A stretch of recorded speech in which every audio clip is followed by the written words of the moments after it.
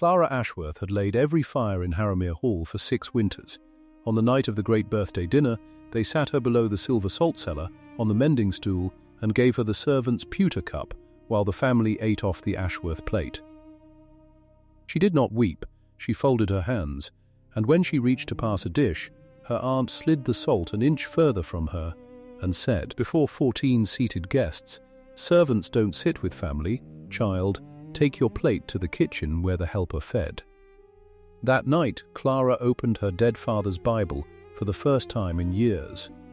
Sewn into the spine, she found a folded paper and a name.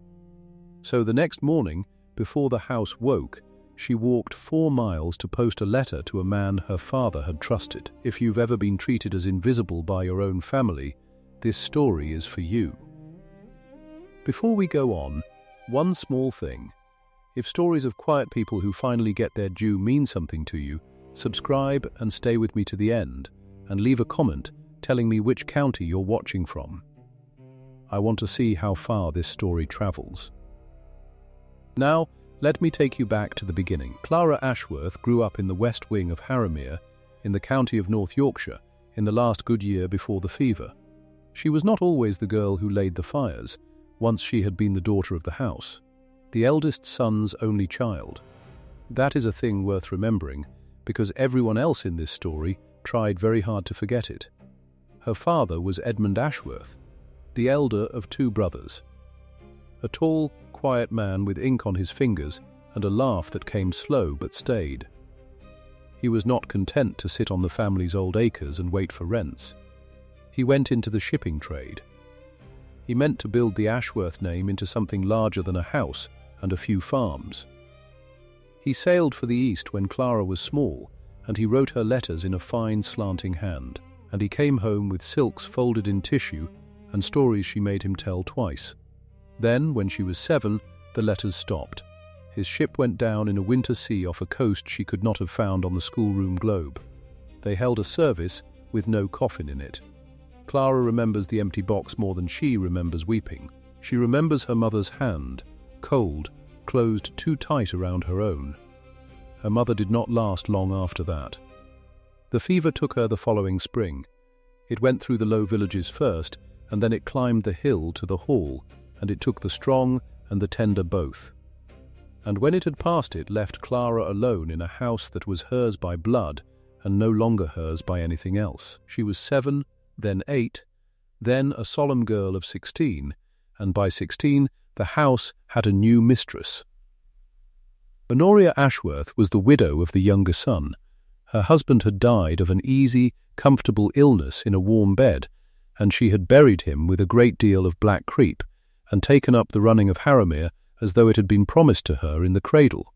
She had a son of her own, Gilbert, and she had one clear thought behind her handsome, hard face, and the thought was this: the hall and the fortune and every acre of it would go to her boy, and the orphaned girl in the west wing was an inconvenience to be managed. She managed it under the cover of kindness. That is the cruel part. When Clara was 16, Honoria stood in the cold morning room and told the servants, and the vicar, and anyone who would listen, that she had taken the poor child in out of Christian duty. Out of duty. She said the word often, and slowly, so slowly that Clara could never point to the day it happened, the daughter of the house became the help of the house. First, it was small things. Would Clara mind seeing to the fires, since she was up early anyway? Would Clara sit with the mending, since her hands were idle? Would Clara go down to the kitchen and settle the week's accounts, since she was clever with figures, and the housekeeper had enough to do? And Clara, who wanted so badly to be wanted, said yes. She always said yes. That was her whole trouble. She believed she had no claim on anyone, so she paid for her place with her hands. And the more she paid, the less anyone thought they owed her. By 22 she laid every fire in the house before the family woke. She kept the books no one thanked her for. She darned the linen and turned the collars and carried the coal. She was given a small cold room, a servant's wage of nothing at all, and her food after the family had eaten. And she did it, year on year, with a straight back and a quiet face, because there was one thing that kept her upright. She had her father's grave. And her mother's. 2 flat stones in the churchyard down the hill, side by side under a yew.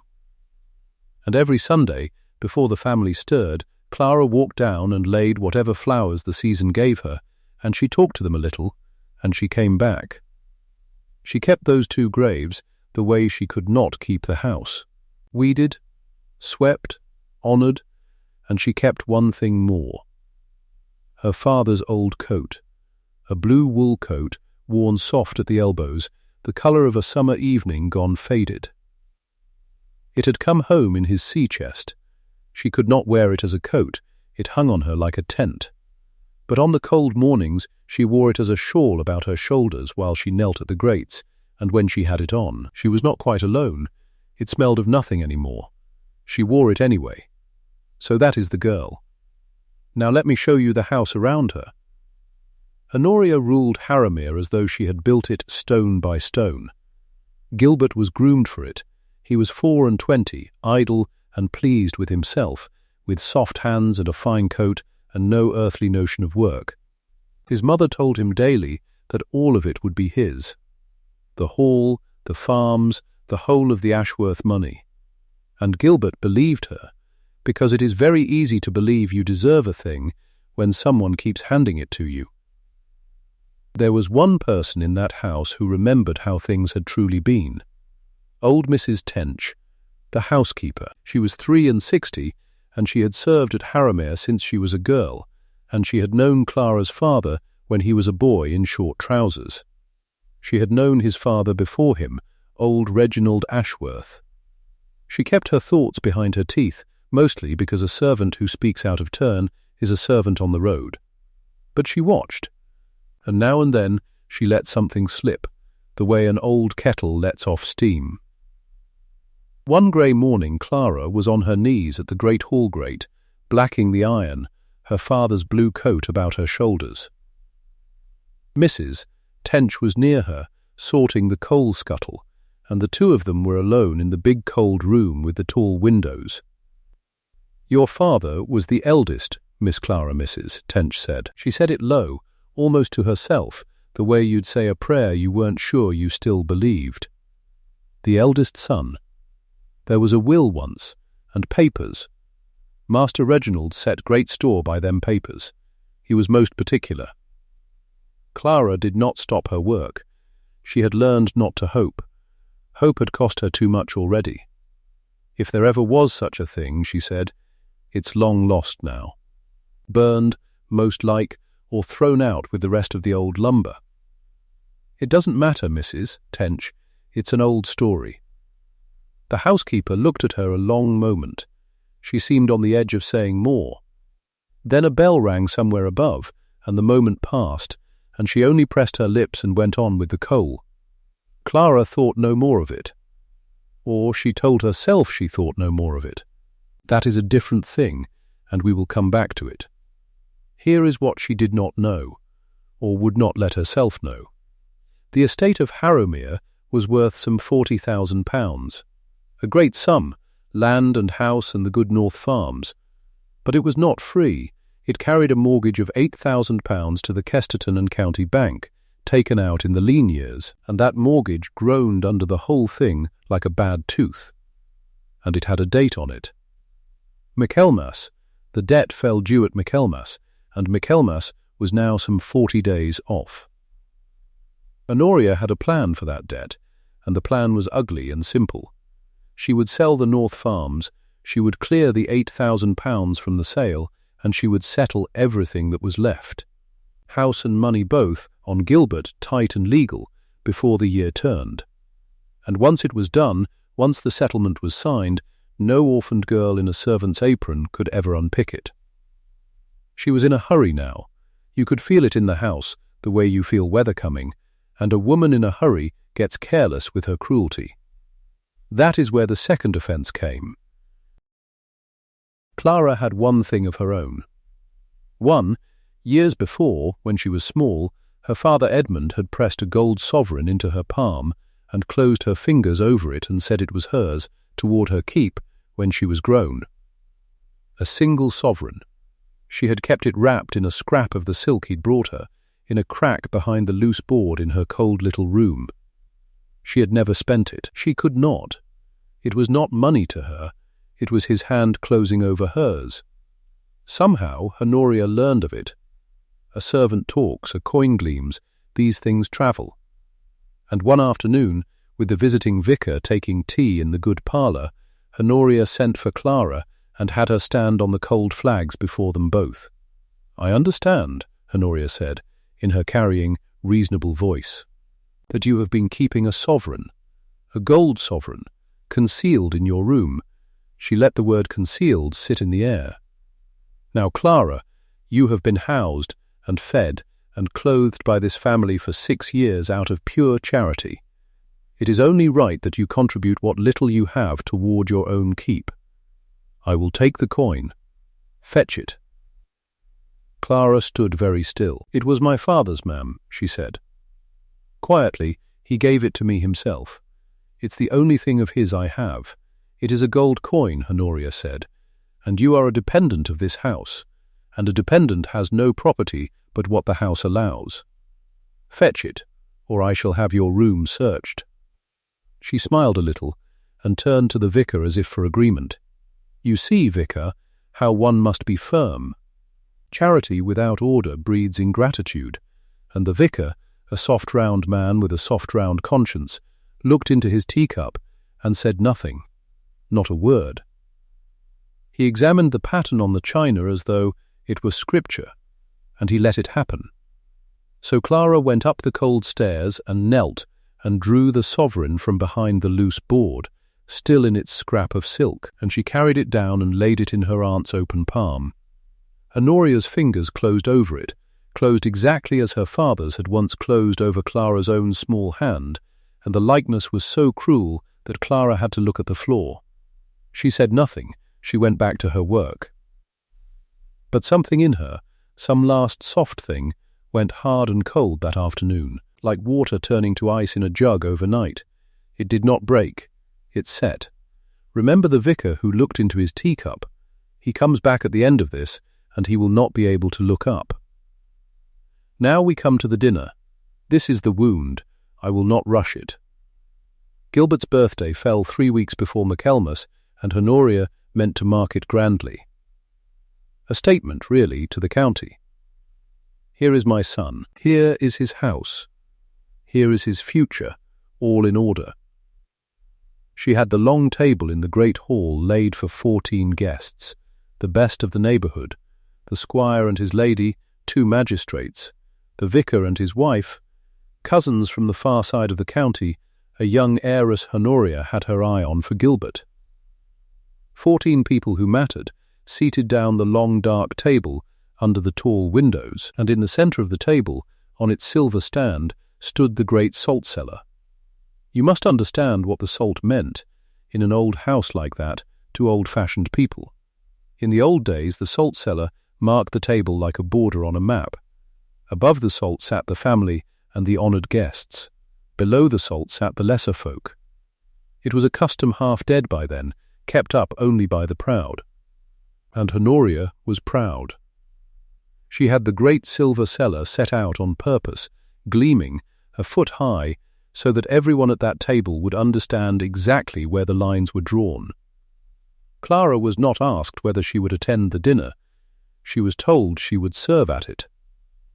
But at the last, with a kind of sweetness that was worse than plain cruelty, Honoria arranged something else. She had a place set below the salt, not a chair. The low mending stool from the sewing room, the 3-legged one Clara sat on to darn. And beside it, on the bare board, a servant's pewter cup and a plain pewter plate, while every soul above the salt ate off the good Ashworth china, white and gold, the family crest at the rim. "You may sit with us tonight, Clara," Honoria said, loud enough for the near guests to hear, and smiling as she said it. "It's Gilbert's birthday. We are all family here." And she gestured graciously to the mending stool below the salt. It was meant to shame. It could not have been anything else. To seat her at the table, below the salt, on a sewing stool, with the pewter, in front of 14 people who knew exactly what it meant. It said, "You are here, and you are nothing, and I want you to feel both at once." Clara sat. She sat on the low stool with her back straight, below the great silver salt, and she folded her hands in her lap, and she kept her face still. The candles burned. The talk went on above her, over her head, quite literally over her head, for she sat low and they sat high. Someone laughed at something Gilbert said. A magistrate's wife glanced down at Clara, and then away, quickly, the way you look away from something you'd rather not have seen. The dishes came round, and Clara, out of 6 years of habit, 6 years of making herself useful so she might be allowed to exist, reached to help. A tureen had stalled near her. She reached to pass it up the table, to be of use, to earn her thin place. And Honoria slid the great salt cellar an inch further from Clara's hand. Deliberately, a small movement, but every near guest saw it. That inch of silver pushed away, as though the girl below it might contaminate it. And into the little hush she said it, in her clear carrying voice, before all 14 of them, servants don't sit with family. Child, take your plate to the kitchen where the helper fed. Nobody spoke. A fork paused in the air. The vicar found his teacup again, though it was a wineglass now. The young heiress looked at her lap. The candles burned on. Clara set the tureen down. Softly, she did not spill a drop. Then she rose from the mending stool, and she stood, and for one moment she looked down the long table at all of them, the 14 faces, some cruel, some merely cowardly, all of them silent. She did not weep. She did not speak. She set her pewter cup and her pewter plate down on the bare board without a sound, no clatter, nothing they could call a scene, and she turned, and she walked the whole length of that great hall with her back straight and her chin level, and she went out through the door at the far end and closed it behind her, quietly, on the whole of them. And that is where most people would tell you the story ends. The poor relation, put in her place, everyone goes back to their wine. But this is not that kind of story. This is the night everything turned. Because Clara did not go to her cold room and cry into the blue coat, though God knows she'd earned the right. She stood in the dark passage for a while, with her hand pressed flat to the cool wall, and she waited for the shaking to pass, and it did pass, and when it passed, she found that the cold, hard thing that had set in her the day of the sovereign was not cold at all now. It was burning, quietly, like a banked fire under ash. She thought of Mrs. Tench at the grate. Your father was the eldest. There was a will once. And papers. She went up to her little room. She lit her one candle. And she took down, from the small shelf where it had sat untouched for years, her father's Bible. It was a heavy old book, black leather gone soft and pale at the corners, Edmund's name inside the cover in his own slanting hand. She had not opened it since she was a child. It hurt too much to look at his writing. But she opened it now, and she turned the thin pages by candlelight, and she did not quite know what she was looking for, only that Mrs. Tench's words were ringing in her, papers, papers, and her father had been a careful man, a man who wrote everything down. And then her thumb found it, a thickness in the spine. Where the pages met the binding, the leather had been slit long ago, and something had been slipped inside, and the slit sewn shut again with small neat stitches. Sewn by a careful hand. A sailor's hand, perhaps, or a clever girl's mother's. Clara's own hands were not quite steady now. She took her sewing scissors from her apron, because a girl who darns linen always has scissors, and she picked the little stitches out, one by one, and she drew from the spine of her father's Bible a folded paper, gone soft with age, and something stiffer folded within it. The stiffer thing she opened first. It was a marriage record. her father and mother's marriage lines. Edmund Ashworth and her mother, married in the parish church, dated and signed and witnessed, all in proper form. Proof, in ink and paper, that Edmund had been lawfully wed, which meant that Clara was his lawful, legitimate child, his true daughter, not a poor dependent kept from Christian charity, his heir in blood, and the record to prove it, sewn into the spine of his own Bible by someone who feared it might be needed one day, and feared, too, that it might otherwise be lost or destroyed. The softer paper she opened next, and this was a letter, and it was not in her father's hand. It was older, a crabbed, upright, old-fashioned hand, and at the bottom it was signed Reginald Ashworth. Her grandfather, the old master Mrs. Tench spoke of. Clara read it twice by the guttering candle. It was short. It was plain. Her grandfather, Reginald, wrote that he had made his true intent known and set it down in proper legal form, and that it was lodged, safe, with a firm he trusted above all others. And he named the firm of Bramwell, of Kesterton. Bramwell of Kesterton, the old man had written, who holds my true intent, and will do right by my blood when I am gone, whatever any other may say or swear. Whatever any other may say or swear. Clara sat on the edge of her narrow bed with the two papers in her lap and the candle burning low, and for a long time she did not move at all.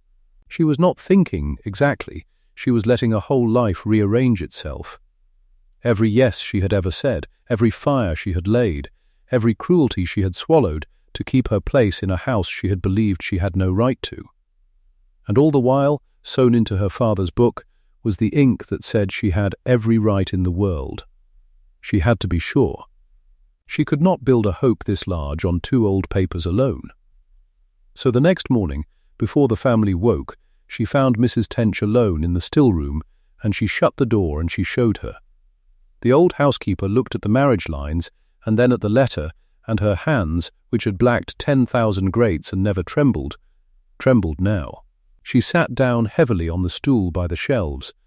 So he kept them, she whispered. Master Edmund kept them safe. I always prayed he had. I gave your father these into his own hand, Miss Clara, the year before he sailed. I said, keep these where no one will think to look, for there's them in this house would burn them soon as breathe. She looked up. Her old eyes were wet and fierce. I witnessed it. Do you hear me? The will. Old Master Reginald called me and the steward in to witness him sign it, in this very house, and he read it out to us plain. Harrowmere and all his fortune to his eldest son Edmund, and to Edmund's issue after him. To you, Miss Clara. To you. And when Master Reginald died, and then your poor father was lost at sea, that will simply vanished, and Madam Honoria, she has said these 6 years to any who asked that it burned, that there was no will and never had been. She has said it so long and so loud I think she near believes it herself. But it didn't burn, Clara said, very quietly. No, said Mrs. Tench, the firm holds it. Bramwell of Kesterton, just as the old master wrote. They'll have the true copy, lodged and sealed. And more than that, the old woman drew a slow breath, as if setting down a weight she'd carried longer than she could stand. There's a copy of your father's marriage entered in the parish register, down at the church. I made sure of it, years back. So even if a paper's lost, the record stands. There's 2 witnesses to that marriage above the ground still, and one of them is me. Clara knelt down on the still-room floor and took the old woman's shaking hands in both of her own. Then it isn't lost, she said. None of it is lost. And here is the thing about Clara Ashworth that her aunt never once suspected. She was not a girl who wept and waited to be rescued. She had swallowed too much, too long, yes, that was her fault, and she knew it. But show her a door that was truly open, one real door, and she would walk through it herself, on her own 2 feet, and ask no one's leave. She did not tell Mrs. Tench her plan. to spare the old woman the danger of knowing. She only thanked her and sewed the marriage lines carefully back into a place of safety, not the Bible this time, but into the lining of her father's old blue coat, in behind the worn wool where no searching hand would think to feel. Small, neat stitches, like the ones her mother must have sewn. She kept the coat about her shoulders as always, so that now she carried the proof of who she was on her own back, in plain sight, and no one in that house knew it. Then she waited for one thing only: the dark before dawn. She rose while the whole house slept, before the fires, before the family, before even the kitchen maid was down. She wrote her letter that night by the last of her candle, and she wrote it plain and steady, in the fine slanting hand she had learned from copying her father's. She wrote to Mr. Josiah Bramwell, of the firm of Bramwell and Croom, solicitors, of Kesterton. She wrote that she was Clara Ashworth, the lawful daughter of Edmund Ashworth, the eldest son of Reginald Ashworth of Harrowmere. She enclosed her grandfather's own letter, copied out fair, naming the firm. She asked plainly that Mr. Bramwell examine the true will that his firm held in trust, and that he consider the matter of Harrowmere before the Michaelmas settlement fell due. She sealed it. She had no money for the post, not a penny, for they had taken even her father's sovereign. But she found, in the bottom of her sewing box, one small coin she'd forgotten, enough for a single stamp, and no more. And in the black cold before the sun, with her father's blue coat about her shoulders and the marriage lines sewn into its lining, Clara let herself out the scullery door, and she walked. 4 miles, in the dark, along the frozen lane, down the hill and out toward the Kesterton road where the mail was collected. 4 miles there. She would have 4 miles back before the fires were missed. Her breath smoked. Her feet went numb in her thin boots. She did not care. She had never in her life felt so awake. She reached the post before the sun was fully up. And she stood there a moment, the letter in her cold hand, and she understood what she was doing.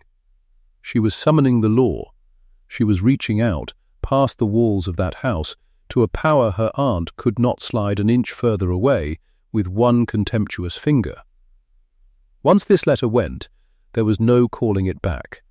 There was no more swallowing, no more folding of hands, no more yes. There would be a reckoning, and she did not yet know which way it would fall.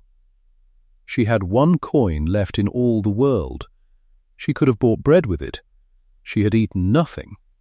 Instead, she bought a stamp and pressed it on, and she posted the letter to Mr. Bramwell, and she watched it drop out of sight, and she kept nothing for herself at all. Then she turned, and she walked the 4 miles back through the waking cold, and she was home and on her knees at the great hall grate, laying the family's fire with the blue coat about her shoulders, before Honoria Ashworth ever stirred in her warm bed above. Nobody knew.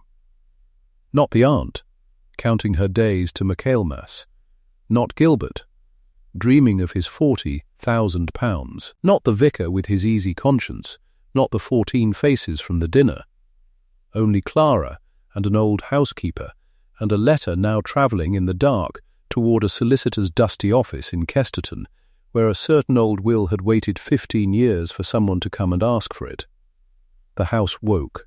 The fires burned. The family came down to their breakfast off the white and gold china and stepped past the quiet girl in the servant's apron as though she were a piece of the furniture, and never once, not one of them, looked twice at the faded blue coat about her shoulders, or guessed what was sewn into its lining, or dreamed what she had done in the dark while they slept. Clara laid the fires. She folded her hands. She waited. And somewhere on the Kesterton road, her letter was already out of reach, carrying her name toward the one man alive who could set it right, and 40 days, no more, stood between the quiet girl below the salt and the morning the whole of Harrowmere would learn exactly who she was. The reply came on the 9th day. Clara knew it the moment she saw the salver. There was a letter on it, laid among the bills and the seed catalogues, and the hand on the front was a strange one. A clerk's hand. Careful and small. It was addressed to Miss Clara Ashworth, and it had come to the hall by the Kesterton post, and it was sitting in plain sight on the hall table, where anyone might take it up. Honoria was coming down the stairs. Clara heard her before she saw her. The rustle of the good grey silk, the little cough she gave each morning, as though the house owed her an apology for the air. And the salver was there, in the open, with Clara's own name on it in a solicitor's ink, 3 feet from the bottom step. Then Mrs. Tench was there too. The old housekeeper came out of the breakfast room with a cloth over her arm and a duster in her hand, slow as she always was, bent as she always was. She passed the hall table. Her hand went out. It was the smallest movement in the world, no more than a woman tidying a surface she had tidied for 40 years, and when it drew back the letter was gone, folded into the cloth. And the salver held only bills. "Good morning, ma'am," said Mrs. Tench. "Is the fire lit in the morning room?" said Honoria, not looking at her. "Lit and drawing, ma'am." And that was all. Honoria swept past into her warm room and her tea, and she never knew that the whole of her house had just turned on its hinge behind her back. Mrs. Tench found Clara in the scullery. She put the letter into Clara's wet hands without a word, and she stood by the door with her back to the passage, watching, while Clara dried her fingers on her apron and broke the seal. It was short. Solicitors are short. Mr. Josiah Bramwell, of the firm of Bramwell and Croom, presented his compliments to Miss Ashworth. He had received her letter. He had, upon her instruction, examined the papers held by his firm. He begged to inform her that the firm did indeed hold the last will and testament of the late Mr. Reginald Ashworth, made in the year 1861, and that the said will had never been revoked, altered, nor superseded by any later instrument. He observed that the Michaelmas settlement upon the estate of Harrowmere was set down for the 29th of the month. He would attend upon that day in person. He advised Miss Ashworth to say nothing, to no one, until he came. Clara read it twice. Then she folded it very small, smaller than a marriage line, and she looked up at Mrs. Tench, and neither of them said a word, because there were no words yet that were safe to say. But Mrs. Tench's old mouth was working, and her eyes were bright and wet, and she reached out and touched Clara's cheek with one black-leaded finger, the way you touch a thing you had thought was lost. "Say nothing," Clara whispered. "Not a breath," said Mrs. Tench. 20 days stood between them and Michaelmas, 20 days of saying nothing. It was the hardest work Clara had ever done, and she had blacked every grate in Harrowmere for 6 winters. She laid the fires. She folded the linen. She carried the coals up the back stairs and the slops down them, and she answered yes, ma'am, and at once, ma'am, and she kept her eyes on the floor. And all the while there was a lit thing burning in her chest that she could not let show in her face. Once she caught her own reflection in the black window and stopped, afraid, because she thought she saw it there. But it was only a tired girl in a servant's cap. Nobody would ever have guessed. Honoria was in high spirits those 20 days. She had the North Farms surveyed. She had a man come out from Kesterton to walk the fields and count the sheep and put a price on the good bottom land by the river. She spoke of it at dinner, loudly, so that Gilbert might learn the management of what would soon be his. £8,000 to the bank, and the mortgage lifted, and the rest of it settled tight and safe upon her son. She said the elder branch of the family had died out root and stock. She said it more than once, and each time she said it she looked, just for a flick of an eye, toward the girl clearing the plates, as though she liked to say it in front of her, as though it were a small pleasure, like sugar. Clara took the plates to the kitchen and said nothing. It came near to breaking, though, once, near enough that she felt the cold of it for a week after. It was the second week. Honoria came up to the west wing, which she did perhaps twice in a year, and she came without warning, and she opened the door of Clara's small cold room, while Clara was on her knees at the little shelf with the Bible open in her lap. Clara had only meant to look at it, to be sure it was safe. She had taken the marriage lines out of the coat that morning to press a fold that was wearing, and she had them in her hand, and the letter of her grandfather's beside them, and the black Bible spread on her knee, when the door swung in and the grey silk filled it. "So," said Honoria. Clara's heart stopped.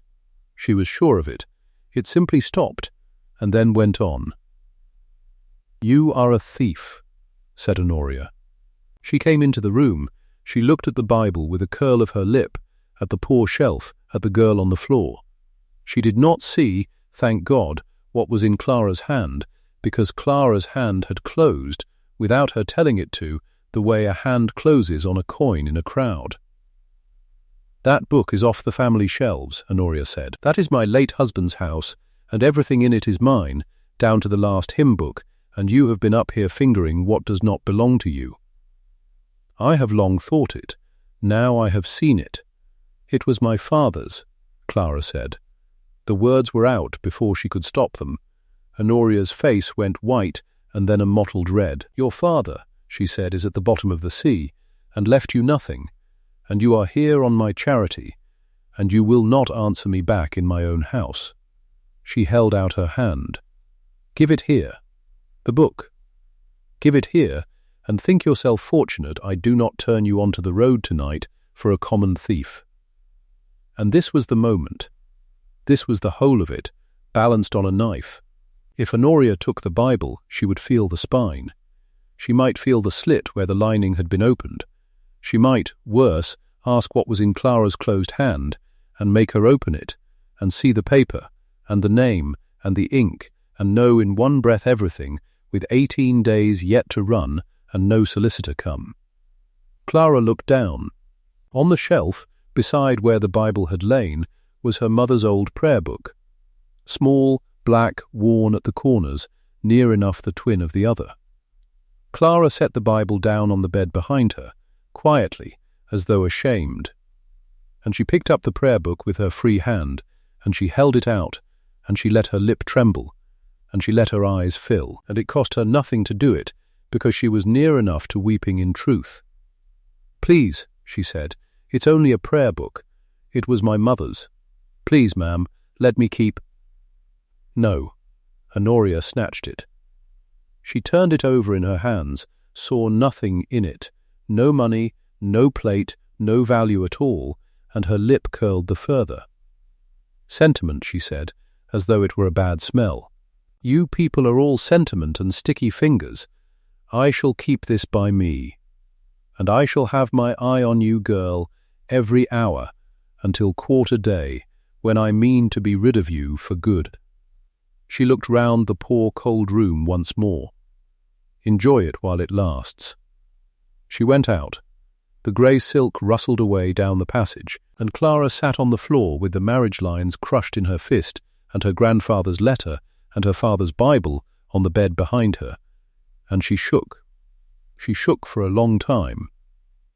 Then she stopped shaking, and she took her needle, and by the light of a stub of candle she sewed the lines and the letter back into the lining of the blue coat, small stitches, tight stitches, and she put the coat about her shoulders, and she went down to lay the evening fires. 18 days, then 12, then 5, then 2. The night before Michaelmas, Honoria did not wait for the quarter day. She had Clara's box brought down. Clara came up from the kitchen at 9 o'clock and found it in the passage, her own small tin box, and Gilbert leaning in the doorway of the servants' stair with a candle and a grin on his soft face. "You're for the road, cousin," he said. He liked the word cousin. He said it the way a boy pulls a wing off a fly. "Mother's given the order. The room's to be stripped tonight, and you're to be gone at first light, before the solicitor comes about the money. She says she'll not have you underfoot on the great day, with your long face, putting the guests off their signing." He yawned. "The charities run dry, you see." It was bound to. Nobody keeps a poor relation for love. Clara looked at her box. Everything she owned in the world was in it, and it was not much, and they meant to have her 4 miles down the Kesterton Road before Bramwell's carriage ever turned in at the gates. Gone, vanished, a girl who had left in the dark and could prove nothing, with the will read in a room she was not in. To a family who would swear on any Bible you liked that no elder branch had survived. She had done everything right. She had summoned the law. And they were going to walk her out of the house one morning too soon, and it would all be for nothing. "At first light," said Gilbert, and he yawned again and took his candle away to bed.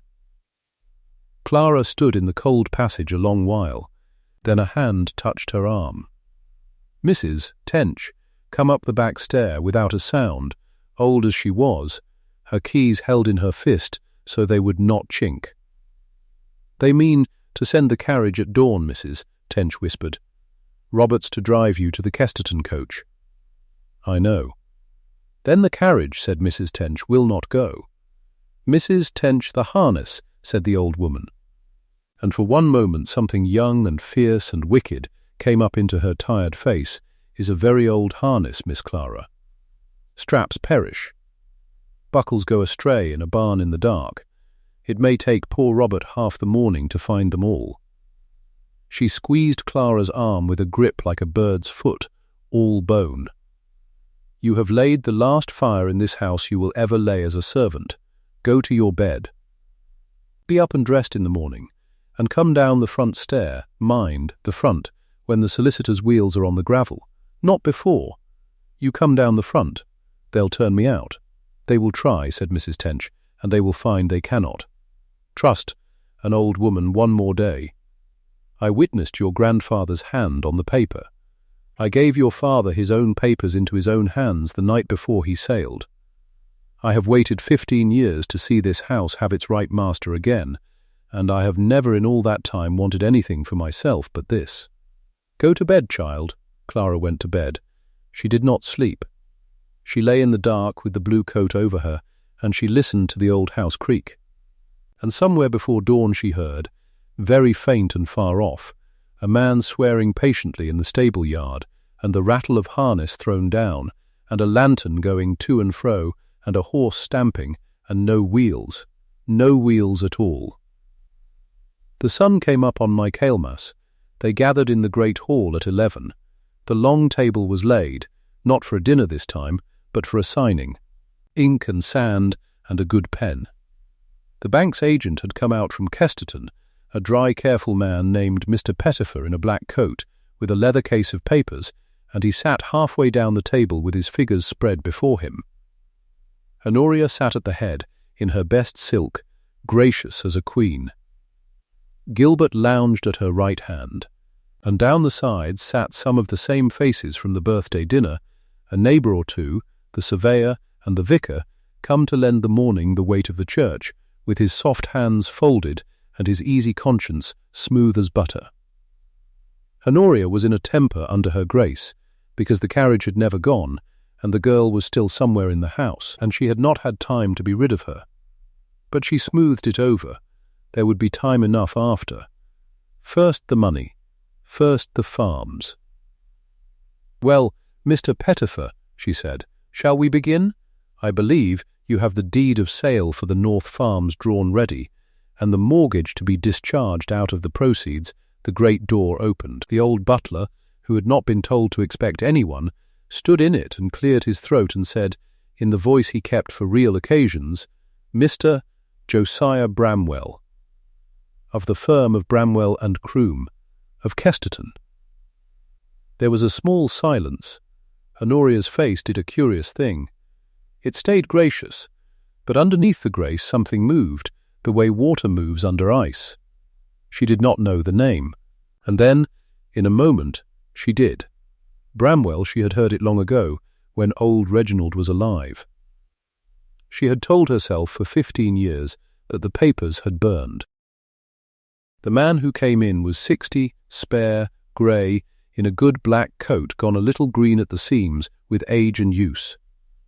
He carried a flat leather folder under his arm. He was not a grand man. He was a country solicitor from a dusty office over a draper's shop. But he came into that hall as though he owned the deed to the ground it stood on, and he crossed to the table. and he set his folder down flat upon it, in the space that had been left for the deed of sale, and he opened it. "I am obliged to the company," he said, "for waiting. I understand there is a settlement in hand this morning. I must ask that it be stayed." "Stayed?" said Honoria. She had risen. "Sir, I do not know you. You knew my firm, madam, once," said Mr. Bramwell mildly. "You will know it better in a moment." He took out a paper, he laid it flat, and turned it so all could see, though none but he could read the old brown ink. "This is the last will and testament of Mr. Reginald Ashworth, Master of Harrowmere, made in this county in the year 1861, witnessed, sealed, and lodged with my firm, where it has lain, unrevoked, from that year to this." The hall had gone very still. "And this," said Mr. Bramwell, and he laid a second paper beside the first, smaller, worn soft at the folds, "are the marriage lines of Mr. Edmund Ashworth, the elder son of this house, and his wife, solemnized at the parish church down the hill, entered in the register there, of which the register holds the copy to this day." He looked up. He looked, for the first time, past Honoria, past Gilbert, past the vicar and the agent and the surveyor and all the seated guests, to the door at the far end of the hall, where a girl in a plain grey servant's dress stood with a faded blue coat folded over her arm. She had come down the front stair, as she had been told. She had come in quietly while the door was open. And she stood there now, with her father's coat on her arm, and her hands folded, and her back straight, and she did not weep. Mr. Josiah Bramwell of Kesterton turned from the mistress of Harrowmere, and he faced the girl by the door, and he bowed. He bowed fully. Not the nod a man gives a servant, not the half-bend a man gives an equal.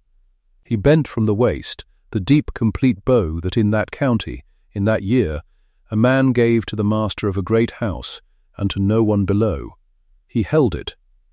And then he straightened, and he spoke, and his voice carried the length of the hall, so that not one of the 14 faces there could pretend afterward they had not heard. "Miss Ashworth," he said, "the estate of Harrowmere and the whole of your grandfather's fortune are yours by right, and have been yours since the day your father died. I am late by 15 years. I ask your pardon for it." Nobody moved. You could have heard the ash settle in the grate. Then Honoria laughed. It was not a good laugh. It came out too high and cracked in the middle. "This is a fraud," she said. This is some plot. Some forgery got up between that scheming girl and the will burned. The will burned years ago. Everyone knows it. My late husband told me himself." "Did he?" said Mr. Bramwell. "And this child of nobody, this by blow, this servant, she has no more claim on this house than the boot boy. She is not even legitimate. There is no marriage. There was never any marriage. The register," said Mr. Bramwell, "at the parish church, a quarter of a mile from where you stand, holds the entry of that marriage in the incumbent's own hand, dated and witnessed, and I have seen it with my own eyes not 3 days since. It is a matter of one short walk to disprove me. Shall we send?" Honoria's mouth opened and shut. As to the will, Mr. Bramwell went on, and now his mild voice had an edge in it like the edge of good paper. It was witnessed by 2 persons. One is dead, the other is living, and in this house, and has been in the service of this family for above 40 years. He did not look round. He did not have to. Old Mrs. Tench had come to stand in the doorway that led down to the kitchens, with her keys in her hand, and she was looking at Honoria with an old, level, unfrightened look. She witnessed Mr. Reginald Ashworth set his hand to this instrument. She will swear to it before any court in England. Will you call her a forger too, madam, to her face? Honoria said nothing. There is one clause more, said Mr. Bramwell, that I must read, since it touches this company nearly. He drew the will toward him and found the place with one dry finger, and he read it out slow, so that every word had time to land. And it is my further will and command that should any person soever, by concealment, suppression, or destruction of this my true testament, seek to divert the said estate from my son Edmund, or the lawful issue of his body, such person shall thereby forfeit any legacy, portion, or benefit whatsoever under any deed or settlement touching Harrowmere, and shall take nothing. He looked up. He folded his hands. You have lived these 15 years, madam, on an estate the law says was never yours. And you have this morning attempted to sell farms you had no title to sell. You suppressed this will, or you profited by its suppression. Either way, by your own late father-in-law's hand, you take nothing. You have no standing here. You have no roof over your head this night, but such charity as the true owner of this house may choose to show you. And there it was. Honoria sat down. Not gracefully. She simply came down into her chair as though the strings of her had been cut and the good grey silk crumpled, and she put one hand flat on the table among the ink and the sand and the deed of sale that would never now be signed, and she looked at it, and she did not speak again for a long time. Bramwell turned to Gilbert. Gilbert had not lounged in some minutes. He was standing very upright at his mother's right hand, and his soft face had gone the colour of a tallow candle. But he began. The 40,000. The settlement. That's mine. That's been mine since I was, mother said. Nothing is yours, said Mr. Bramwell, not unkindly, the way you tell a man plainly of a death. The fortune was your grandfather's. It passes with the estate. It was never in your mother's gift to settle, and she is not now able to give what she never held. He turned then to the bank's agent to dry Mr. Pettifer, who had risen quietly from his chair and was gathering his unsigned deed of sale back into its leather case with the careful haste of a man who has felt the ground shift under his figures. Mr. Pettifer, there will be no sale of farms this morning. The mortgage of £8,000 to your bank stands against the estate, and it falls due today. It will be met. Met, sir? Said Mr. Pettifer. By whom? By the owner, said Bramwell, out of the estate's own funds, which I have this week secured against exactly this hour. And Mr. Pettifer, the bank's man, who had driven out from Kesterton that morning to take the North Farms off a poor family in distress, closed his leather case and turned and looked down the hall at the girl by the door in her servant's grey. And he inclined his head to her. A small bow. A banker's bow. But a bow from the man who had come to take to the girl he had thought was the help. Then I am your servant, Miss Ashworth, he said, and the bank's compliments, and it shall all be in order by noon. Clara had not moved from the door. She stood with the blue coat over her arm. She looked once at the vicar. The vicar was a soft man with easy hands, and he had sat at the birthday dinner and watched Honoria dock a dead man's sovereign from a poor girl's keep, and said nothing. And he had watched that same girl carry her plate to the kitchen before 14 people, and said nothing, and he had come here this morning to lend the church's blessing to the selling of her farms. And now he could not lift his eyes off the table. He turned his wine-glass round and round by the stem. He looked at the cloth, and the ink, and his own soft folded hands, and he did not once look up the length of the hall to where Clara stood, because he could not, and both of them knew why. Clara looked at him for a moment. That was all. Then she looked away, and let him be, which was worse for him than any word she could have said. Then she walked into the hall. She walked the length of it, past the seated guests, past the surveyor and the neighbours who had watched her humiliated and were now on their feet, past the vicar who studied the tablecloth, past Gilbert white and swaying, past her aunt sunk in the crumpled silk. She walked slow, and she made no sound, and she carried her father's coat over her arm the whole way, as though she led him up the room by the hand. In the centre of the long table stood the great silver salt-cellar. It stood where it had stood at the birthday dinner. The heavy old Ashworth salt, the one that marked the line, family above it and help below.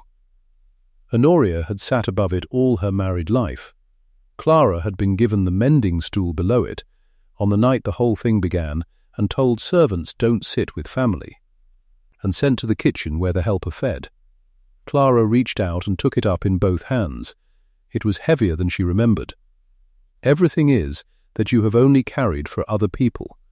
She carried it to the head of the table, to the master's place, to the great chair where Honoria had been sitting until a moment ago and now sat no longer, and she set the silver salt cellar down at the head of the table, at her own place, with a small clear sound of silver on wood that carried the length of the hall in the silence. She did not shout. She did not gloat. She said not one word. She laid her father's blue coat over the back of the master's chair, and she stood behind it, with her hands folded, straight-backed, in her servant's grey, at the head of her grandfather's table, above the salt, and she looked down the length of it at the 14 faces who would remember, all of them, to the ends of their lives, exactly where she had been made to sit, and exactly where she stood now. That was the whole of her revenge. It was enough. I am telling you this a year on. Now, from that same room. It is winter again. The fires in Harrowmere are lit before I wake, and they are lit by paid hands, by 2 good girls from the village who are up early and paid fair and thanked by name, and not one of them has ever blacked a grate on an empty stomach in this house, nor will while I keep it. Mrs. Tench keeps her keys. She has kept them 41 years now, and she means to die with them on her belt, and I would not take them from her for the world. She sits of an evening by the kitchen range with her feet up on the fender and her tea sweetened proper, 3 good spoonfuls, and no one to tell her nay, and sometimes I go down and sit with her, mistress though I am, because she is the only soul left living who knew my father as a boy, and I like to hear her tell it. I read by the tall windows in the afternoons, where the light is good. My father's blue coat lies on the chair beside me. I do not wear it now for warmth, I have coats enough, but I like it there. And the great silver salt cellar sits at my right hand at the head of the table, where I put it, and in the low winter sun it catches the light and throws it up onto the ceiling, and I have grown fond of that, of the plain silver shine of it, more than of any grand thing in this grand house. My aunt lives yet. I gave her the dower cottage on the far lane, a good stone cottage with a garden and a woman to do for her, which is a great deal more than the law said I owed her, and a great deal more than she showed me. She does not thank me. She did not thank me when I told her of it, on that first morning, when she sat crumpled in the silk and waited to be turned onto the road as she had meant to turn me. I only said the one thing to her, and I have never needed to say another. "You may take your plate wherever you like, Aunt," I said. "The kitchen is warm." Gilbert is in Kesterton. I found him a place in the counting house of the very bank that came to take our farms, an honest situation, a clerk's stool and a clerk's wage, and he keeps it, and by all I hear he keeps it well enough, now that he must. He was angry a long while. He is less angry now. Idleness was never a family trait, whatever he was raised to think, and I told him so the day he left. The only unkind thing I ever said to him, and the truest. Idleness was never in the Ashworths, cousin, I said. Only you were taught to think it was. Go and be of use. It will suit you better than you know. The vicar has a new living, 2 counties off. He asked for the change himself. I did not send him away. I never spoke a word against him.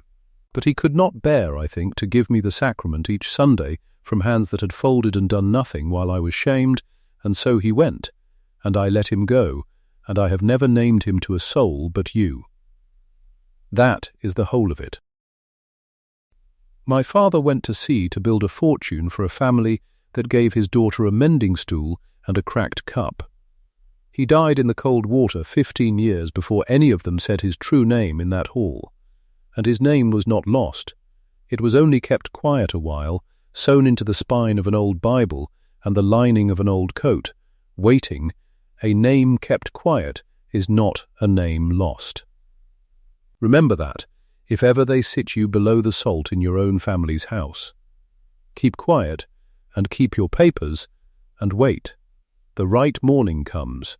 The fire is burning down. Mrs. Tench will be wanting her tea. If this story found you, and you have ever been made small at your own family's table, tell me one thing before you go. Tell me the town you are watching from tonight. I should like to know how far my father's name has travelled, at last, and into how many warm rooms, on the low winter light of a plain silver salt.